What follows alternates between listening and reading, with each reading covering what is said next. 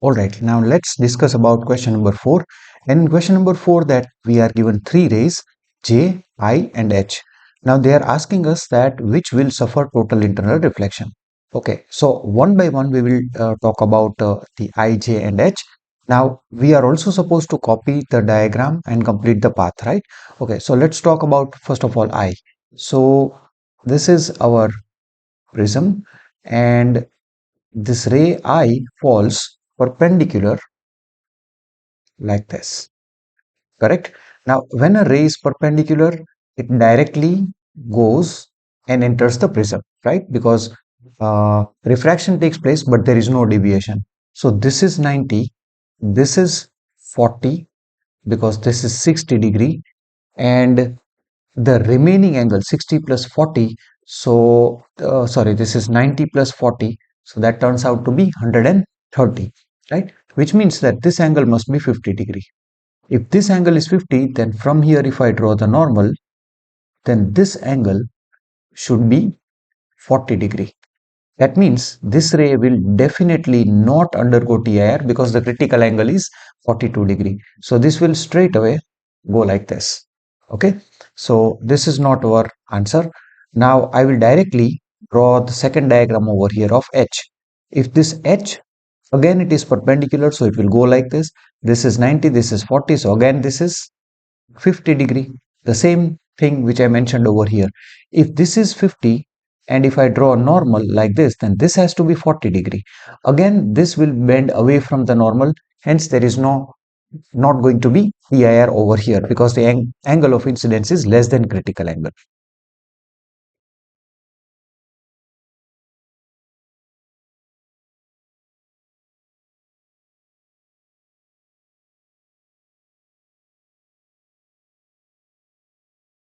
So now the remaining last part is of this one, J. So definitely that is going to be the answer, but let's discuss why, right? And we will also complete the diagram over here. So this is 40 degree, this is 60 degree, and then this ray falls, ray J, this falls like this perpendicular, so it will go straight and hit the prism somewhere over here. From here I'll draw the normal, and this is going to be my angle which will decide whether this ray will undergo TIR or not. If this is 60, this is 90, so 60 plus 90, 150. 150 means this remaining angle is 30 degree. If this is 30, this whole angle is 90, so this is 60 degree. And definitely this time this ray is going to suffer TIR because this angle of incidence is more than critical angle. So this ray will go like this.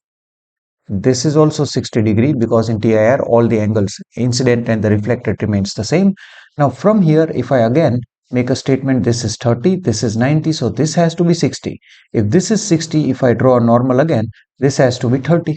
Now over here instead of going straight, it will bend away from the normal, and that is due to the fact that the angle of incidence is less than critical angle. So this is the answer to part B, and this is the part B answer, and part A answer would be our J. This is the answer. Okay, let's move on to part B. Part B states that, the second part states that there is a rectangular glass slab. Refractive index is given, air bubble is trapped inside, and if you look from the surface AB, then it appears 4 centimeter deep. That means something like this, guys. You will have to understand this problem very, very carefully, right? And this bubble appears to be over here when you look from here, which means the real bubble is somewhat below, and this is your real height HO, and this one would be virtual height, and we know the formula HI upon HO, that is equal to mu2 upon mu1. I always ask my students to remember this one. Mu2 means where the refracted ray is. Now actually from here the incident ray would come out and it would go like this, and finally it will enter our eye, and I will see the image somewhere over here. Then refracted ray is in the air, so mu2 will become 1, and mu1 is where the incident ray is, and that will become glass, that is 1.5. Now HI is given to us as 4 centimeters, so 4 centimeter divided by HO, that is equal to 1 upon 1.5. From here cross multiplication, you will get HO is equal to 6 centimeters. That is the answer to A part, this one, 6 centimeter. Correct? Because the actual depth is HO. Now they're saying that for which color, right? For which color, blue or yellow, the apparent depth is greater. Now see, how would I interpret this problem is that you have a glass slab and then there is a blue color dot. Say for example, this is blue color dot and then there is a yellow color dot which is at the bottom and you are seeing from the top like this. So due to the refraction, this blue color dot will also be raised up and the yellow color will also be raised up. Now the distance by which it raises up is the shift, and we know the formula for the shift. Shift is equal to thickness, that is this, that is the thickness, times, this is thickness, times 1 upon 1 upon mu, 1 minus 1 upon mu. So if we remember that the refractive index of blue color is more than that of the yellow color. See, how I remember is from VIB GYOR, I would say that here the speed decreases. Sorry, the speed increases, and refractive index is speed in air upon speed in the medium, and speed in the medium keeps on increasing. So if I write red, it will have least refractive index. So blue will have greater refractive index. So for blue, this will be greater. So this whole number will be lesser. So you will have to subtract a lesser number from 1. So the shift will be larger. So that means this blue color will be comparatively shifted up and yellow color will be comparatively shifted less than that of the blue color. So larger the shift, lesser will be the virtual height, right? And that is what is the apparent height. So they are asking apparent height of which will be greater. So for blue, it will be apparent height is measured from the top. Oh, sorry, depth. Please remember depth is measured from the top surface. So from top surface, since the shift is measured from the bottom, so more the shift, lesser the value of the apparent depth. So apparent depth is lesser for blue. So for for yellow, this will be larger apparent depth. So answer is going to be yellow. Correct? Now, they are also asking us, let me erase this whole part. I will need some space to perform the calculations, right? So let me remove this part. Meanwhile, we will also go through the next part. The next part states that if we turn this upside down, that means this above glass slab is being turned upside down, do you think that this will make a difference? I mean, the apparent depth will change? Yes, of course, certainly it will change, and see why. Now, on turning this upside down like this, first of all, this AB was up. Now, this AB will be at the bottom and CD will be at the top. Now, you are viewing from here, guys. Now, see, out of 15 centimeter, this air bubble in the previous case, right, the real depth was 6 centimeter. So if this is 6 centimeter, that means from the surface CD, this bubble would be at a real depth of 9 centimeters because the total distance is 15 centimeters. So from CD, this bubble is now at a real depth of 9 centimeters. Again, I'm going to use this formula HI upon HO, that is equal to mu2 upon mu1. Again, I would like to make a point over here that HI we don't know, but HO is 9 centimeter. Again, mu2 is the ray of light will go from here and it will go out in the air. So I would say 1 divided by incident ray is present in the glass. So I would say 1.5. So HI is equal to 9 divided by 1.5 and that is equal to 15, 6 and 90, so 6 centimeter.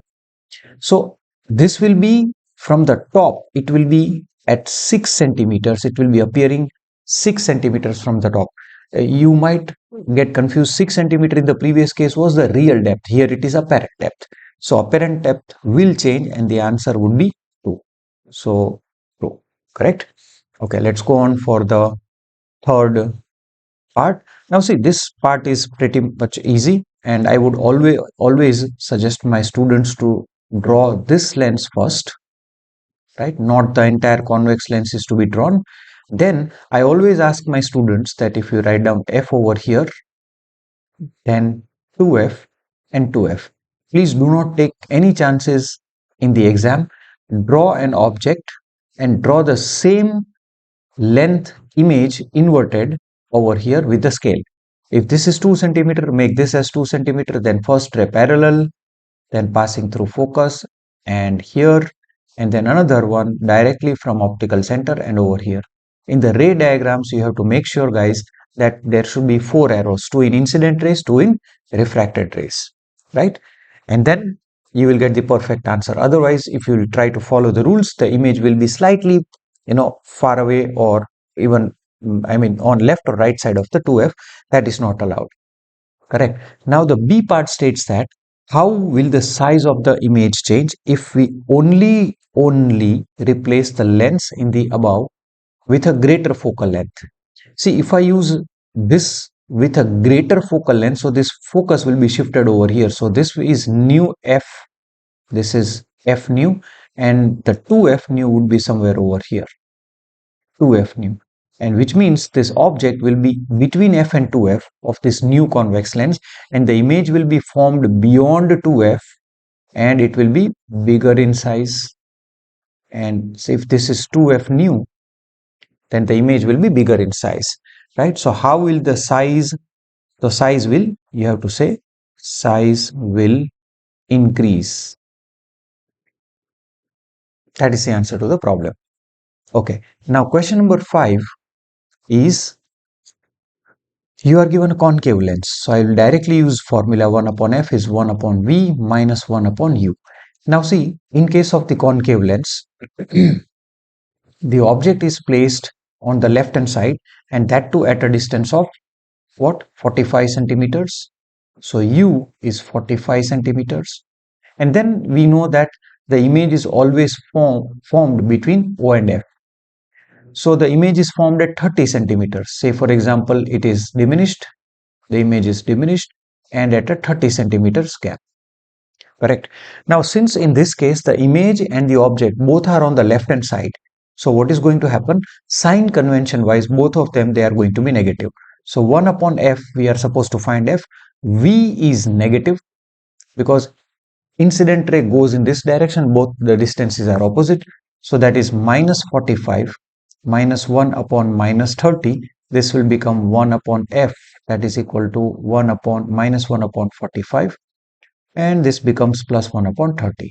So on cross multiplying, minus 30 plus 45 upon 30 into 45, this is minus, sorry, did I make any error? This is plus, and okay, image is formed at 30 centimeters, right? No, this is correct. So okay, u, I have misplaced it over here. This is 45 should be written over here. I have made some small errors over here, and I'll also give you a trick that how did I find that there is an error, right? Because my focal length in this case was coming positive, and focal length for concave lens is always negative. That's why I got caught up. I came to know that I have made some error, right? All right. So now this is 1 upon v, v is 30 and that to minus, and this is minus 45, right? And this is minus 1 upon, let me write again, once again, plus 1 upon 45. Now cross multiply minus 45 plus 30 divided by 45 into 30, that is equal to minus 15 upon 45 into 30. 15 ones are 15 threes are. So 1 upon f is minus 1 upon 90. So f is equal to minus 90 centimeters. That is the answer to the problem, right? All right. So focal length is minus 90 centimeters. I would suggest you also write down the sign. Okay. Now, in case B, what are we supposed to do? Yeah, we are supposed to analyze this diagram and then say that out of P and Q, which will have a longer lateral displacement, greater. So of course the answer is going to be R. See, if I extend this and if I extend this will come out from here. This will also come out from here. The lateral displacement here is less. The lateral displacement here is greater. So R is the correct answer, lateral displacement, which will travel with greater speed.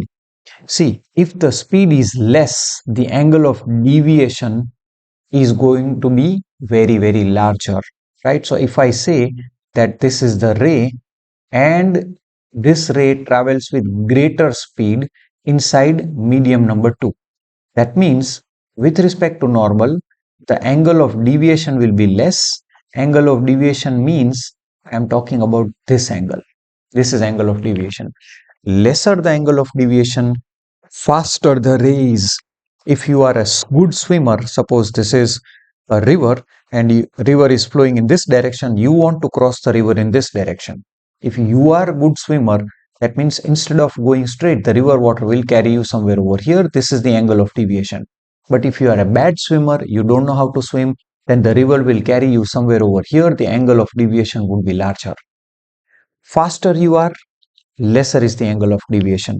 So that means definitely P is faster, the angle of deviation is less. Here the angle of deviation is more. So P is faster. Correct? Scattering wise, see, scattering is proportional to 1 upon lambda raised to 4. Now see, whose speed is going to be larger?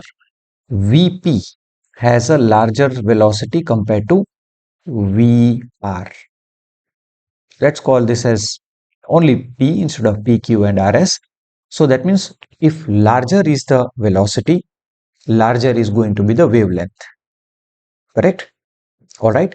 So over here, what is going to happen is the wavelength of this lambda, I mean P, is greater than R.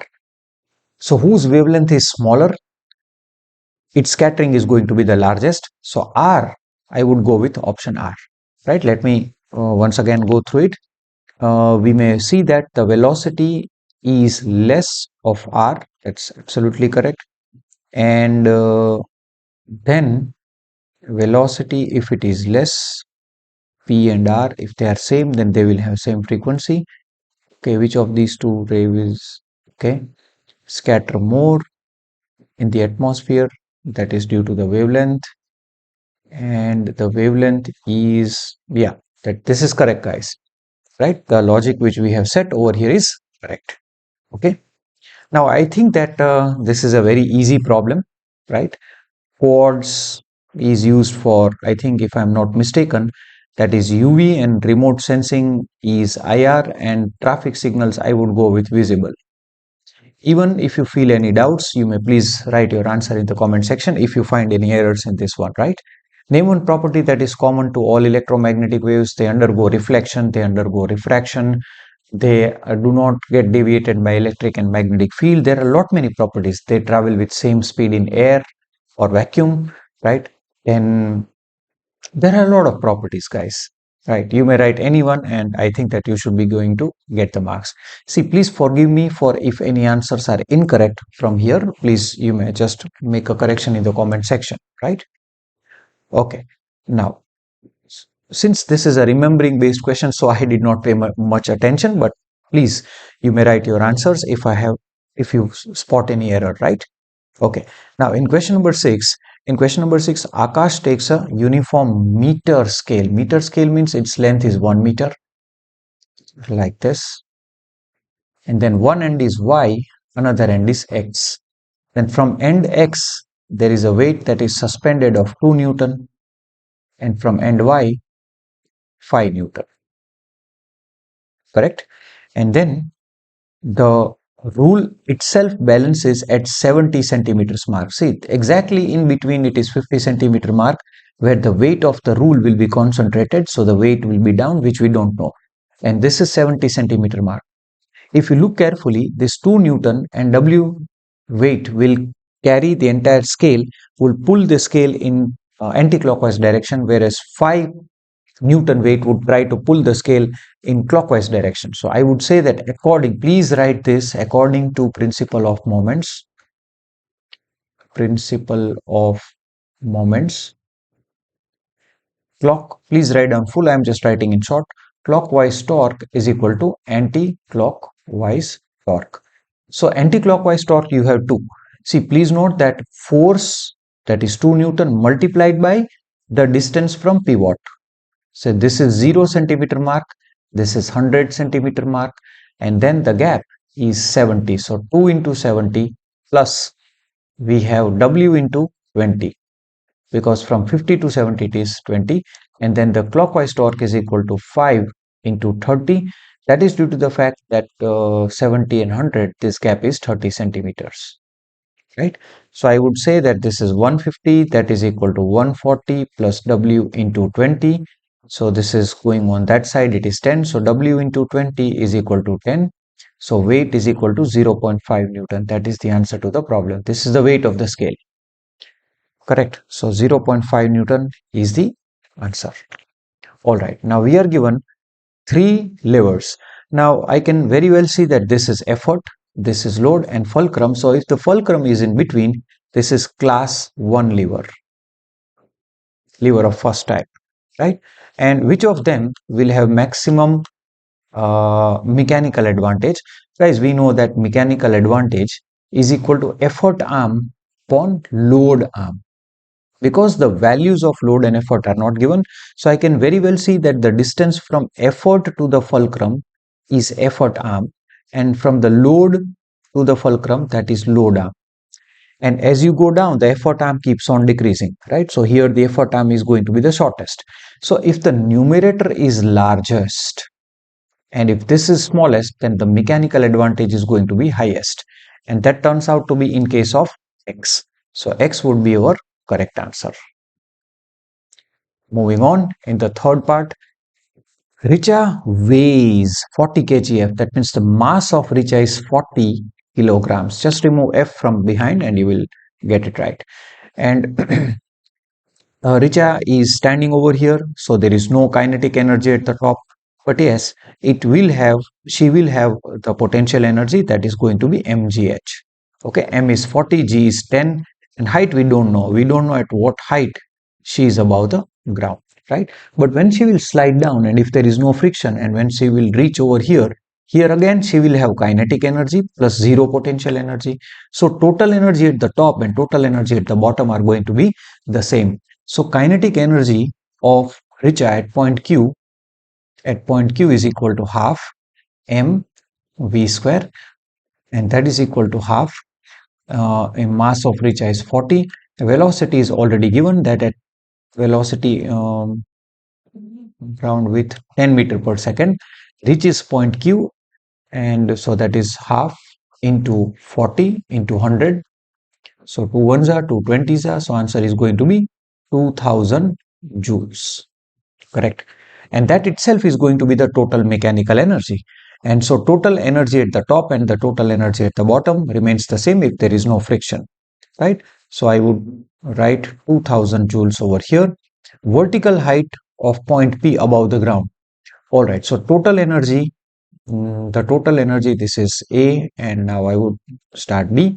Total energy at the top is mgh plus 0 kinetic energy. At the bottom it is half mv square plus 0 potential energy, right? M gets cancelled. You may go it in this way also, and there are other methods too. So this is G, that is 10, and height is, we don't know, that is equal to half, and velocity is already given 10, so 10 square is 100. So I would say that 2 ones are 2 50s are 0 getting cancelled. So height is, everything is in SI units, so height is 5 meters above the ground. That is the answer to the problem. Correct. Now C part, they have made it a little bit interesting. Richa goes to point R. So again, the total mechanical energy over here must be constant if there is no friction, but they've given that it loses 500 joules of energy. So the total energy over here at point Q was equal to 2000 joules. So when richa reaches at point R, 500 joules is lost. So the total energy richa's total energy at point R now becomes 1500 joules. And now this 1500 joules is kinetic plus potential, both. Now height is already given, so we can find out the potential energy 1500, that is equal to kinetic plus mgh. Mass of richa is 40, g is 10, h is 3. So this is 1200. So kinetic energy is 1500 minus 1200, that is 300 joules. That is the answer to the problem.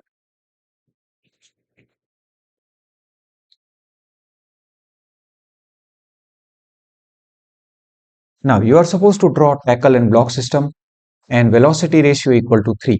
That means there should be 3 pulleys, and in 3 pulleys, always in the block part, the number of pulleys must be greater. So there must be, I must say, 2 pulleys up and then 1 pulley down like this. And sorry, there is a load over here, correct? And then these two are connected. And most of the students, they can deal with this problem very easily. Please make sure that you make 2 hooks, one here, one here.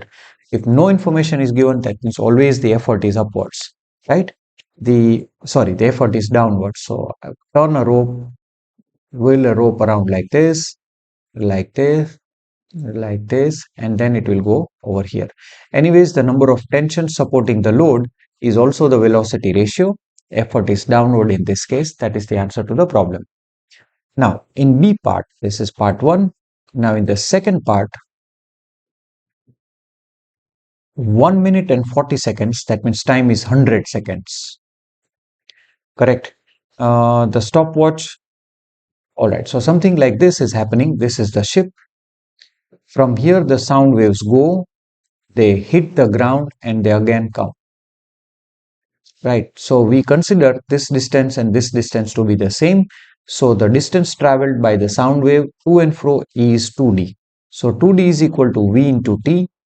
Twice the distance is equal to velocity is given 1500 meter per second, and that's why time is given, has to be converted into seconds, because this second must go off.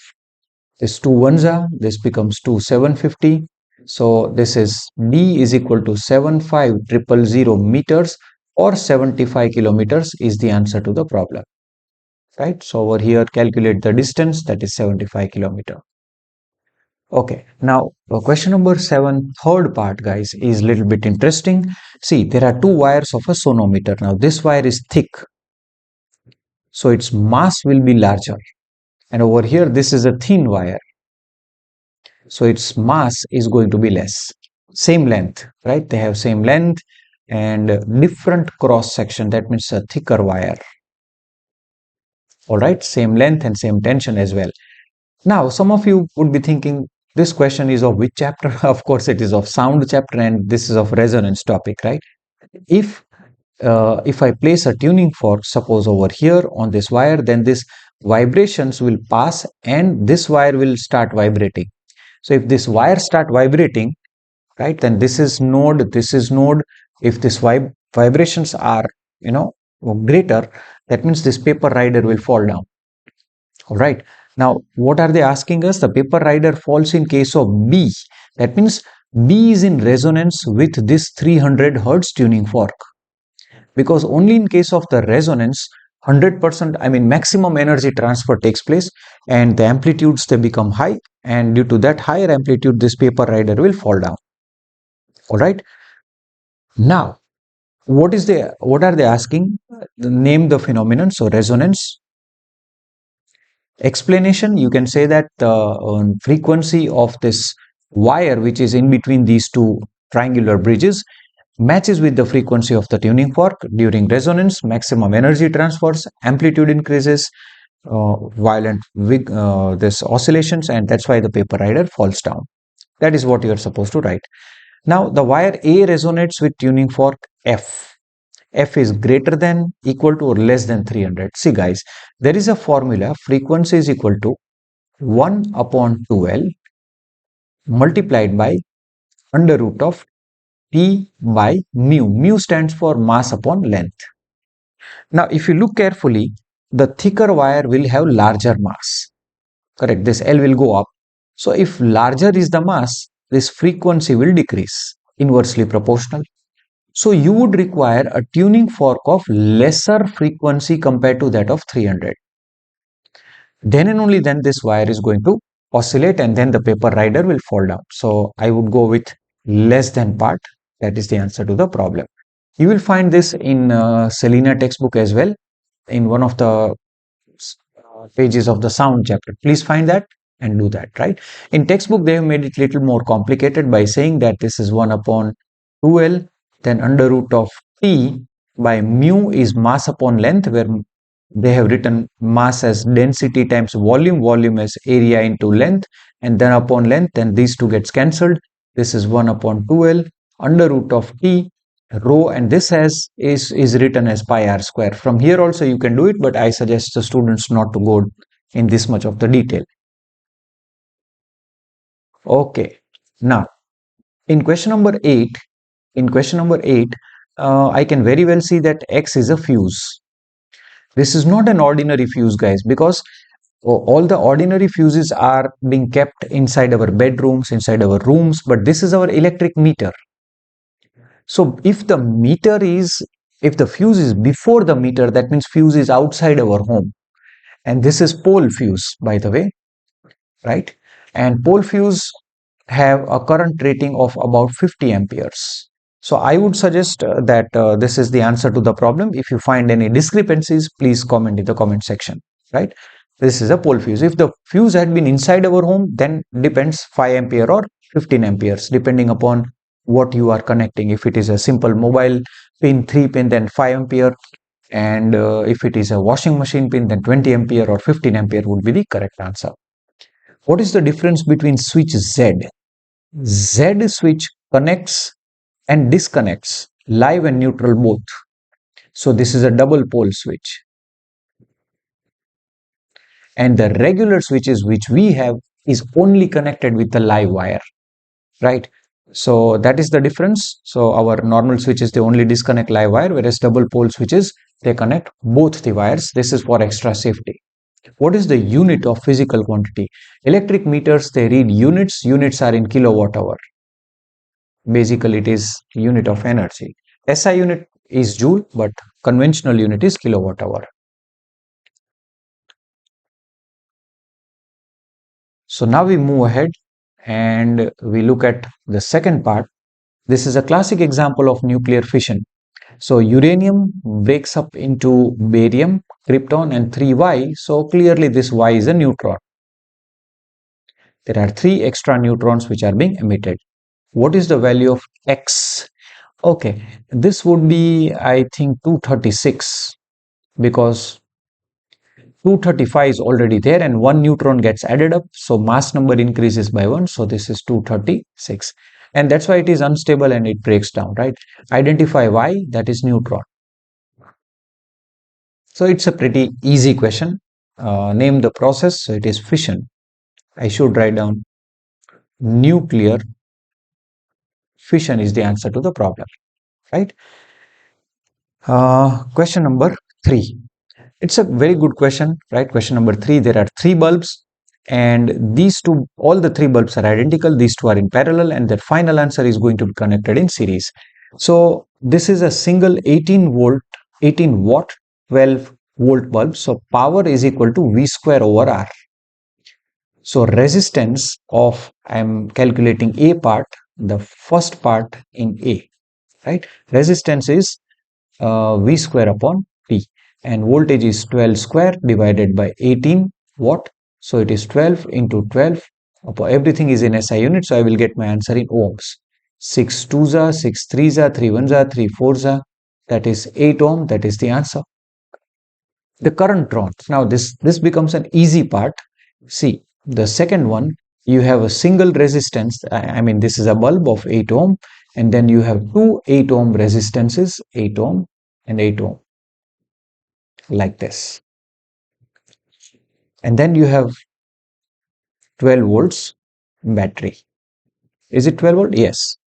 So 8 and 8 in parallel becomes 4. So you will have a new circuit, 8 ohm and 4 ohm, because you may just calculate it, same 2 resistance, directly make it half. This is the exam short trick. I always ask my students to go by this way. This is 12 volts. So again 12 ohms, 12 volts. So definitely if you apply V is equal to I times of R, total voltage is 12 volts. We don't know the current. Resistance is 12 ohm because these two are in series. So current is 1 ampere flowing through the circuit. So this is 1 ampere and this is 8 ohm. That is the answer. If the bulb B3 is removed, right, this can be also done orally, right? If B3 is removed, that means I am going to remove this 8 ohm resistance, guys, right? This 8 ohm will be removed from here. If I remove this 8 ohm resistance, you see that the total resistance will increase. Correct? 8 plus 8, 16. Earlier it was 8 plus 4, 12. So if the resistance increase, the current will decrease. So the current will be less than 1 ampere this time. It will be 12 by 16, less than 1 ampere. So the current passing through this 8 ohm bulb will also decrease, and the power itself, or the power or the brightness, is given by I square times of R. Resistance is constant, but the current passing through this bulb B1 is decreasing, so the power or the brightness will decrease. So if you remove this bulb B3, the overall resistance in the circuit increases, current decreases. Due to the current decreases, the power of the bulb B1 will decrease. That is the answer to the problem, decrease. All right. Question number 9, the last question. 30 grams of ice is used to bring down the temperature of certain mass of water from 70 to 30. Very tricky question, guys. Please note that there is certain amount of water, mass is m. Its temperature was 70 degree. Now this temperature reduces to 20 degrees Celsius by adding a piece of ice. Now this ice was at 0 degrees Celsius. This ice will first melt into 0 degree water. Let me color it green this time, or some another color. All right. So this is the water which is being produced after the ice has melted. So if the ice was 30 grams, then you will have 30 grams water at 0 degrees Celsius.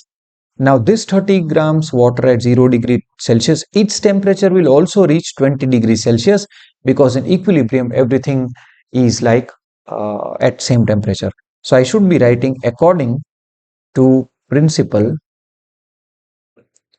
of calorimetry, heat lost is equal to heat gained. Now heat, who is losing the heat energy? The water whose mass is unknown. So that is, since it is heat lost, because the temperature is decreasing, I will be writing mc delta T of the water. And heat gain, there are two steps which are going to be two terms. The first one is ice is getting melted. So ml, this is of ice, 30 grams ice which melts, and that 30 grams water which is converted from the ice at 0 degree, it will also reach 20 degrees Celsius. So again I should be saying mc delta T, because temperature is rising from 0 to 20. This is water. Now this mass we don't know, guys, right? So I'm going to simply write down m. Now see, I have a habit of working with calories, so I will not take these two values. It doesn't affect us, right? See, because C is 4.2 joule per gram per degree Celsius. 4.2 joule is 1 calorie. So 1 gram, 1 calorie per gram per degree Celsius. Our multiplication becomes easier. You don't have to multiply 4.2, you have to multiply 1.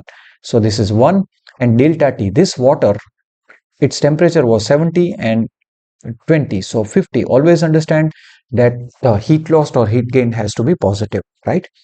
So otherwise you will mess up with the sign. So this is m, that is 30 grams. Again L, I am going to take 80 calorie per gram. That is due to the fact that 336 joule divided by 4.2 is roughly 80 calories per gram, right?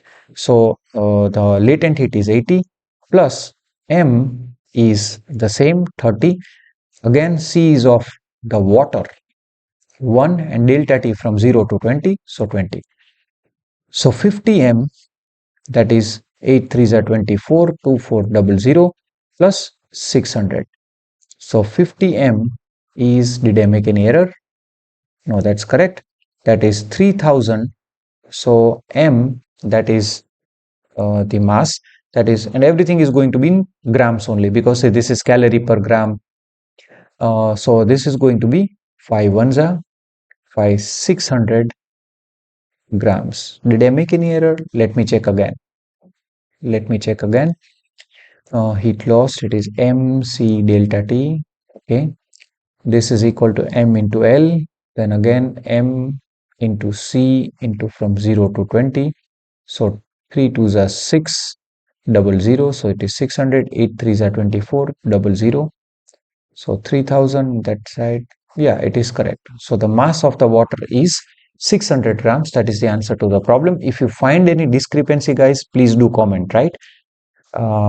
Because I'm trying my level best to sort out all the things properly. But if you still find any errors, do let me know. Now, B part, the second part, right? So answer over here is 600 grams. Now, certain amount of, right? I will rub this part.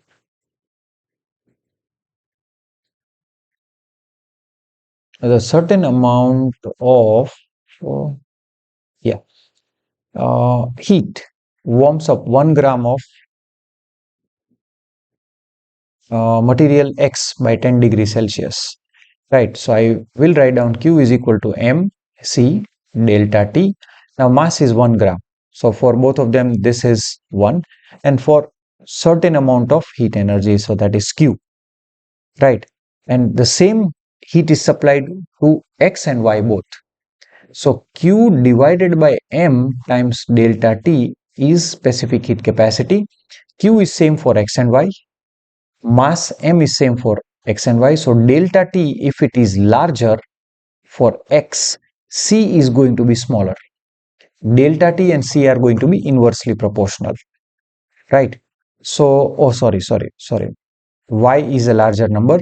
So C for Y is lesser than C for X. Correct? Now, which material should be, so I should be writing which material has a higher specific heat capacity? Answer is X. Correct?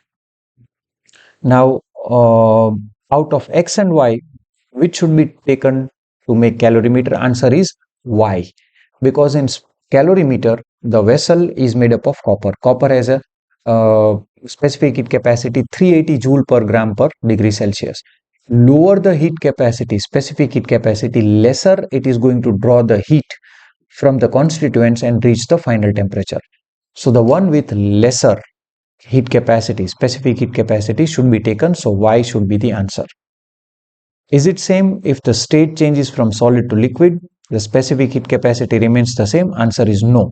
Specific heat capacity for water is 4200 joule per kg degree Celsius. For ice, it is half of that one. So if state changes, definitely even though the constituents remain the same, definitely there is a change in the specific heat capacity. Now, the last question, the rod PQ is kept in a magnetic field. So and there is a battery. So if the current is going to pass through this, like this one, so this is a current carrying rod in a magnetic field is down. So it will experience a force, and the force is given by Fleming's left hand rule, right? Name the law. So used to determine the direction, I should be saying Fleming's left hand rule, right? That is, I always teach my students as F, B, and I, right? So let me orient my finger. That force we don't know, magnetic field is down and the current is in this direction. So this will experience a force in this direction towards C. So this is true. Now, see, my version is I am doing it in this way. You will have to do it by yourself, right? put FBI B down, then I from P to Q, and the thumb will give the direction of the force, right? What will be the effect of the force if the rod PQ is replaced by another copper rod of same length but greater cross-sectional area? Greater cross-sectional area, that means resistance R is equal to rho L by A. Greater cross-sectional area, the resistance decreases. If the resistance decreases, the current will increase. If the current will increase, force is BIL. The current carrying conductor in magnetic field experiences this force. Now current is increasing, so definitely there should be a larger force, right? And that is what is the justification in the C. What will be the effect? The force will increase. And you will have to write down like this, because the resistance, because if cross-sectional area increases, resistance decreases, so the current is going to increase because this V is constant and resistance decreases. So due to this higher value of current, the force is BIL, and if I increases, force will also increase. So guys, I have tried my level best to solve the paper in a very fair manner, and whatever I thought is what I am sharing with you. If you find any discrepancies, please do comment in the comment section, and thank you very much for your kind support. Thank you.